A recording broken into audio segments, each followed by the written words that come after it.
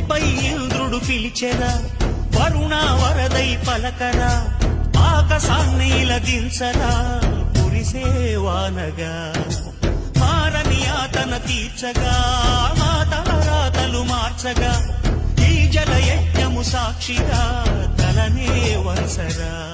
మహారాజు తాని సమిధల్లి మారి నిలువెల్లా వెలిగెరా, భోగాన్ని విడిచి త్యాగాన్ని వలచి తాపసిగా నిలిచెరా.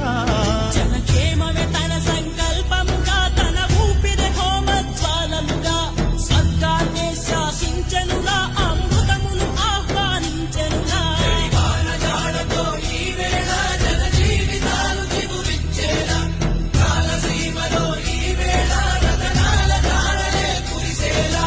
కల్లు కల్లు మని సిరిమూవల్లే చినుకే చేరగా, జల్లు జల్లు మని పులకింతల్లు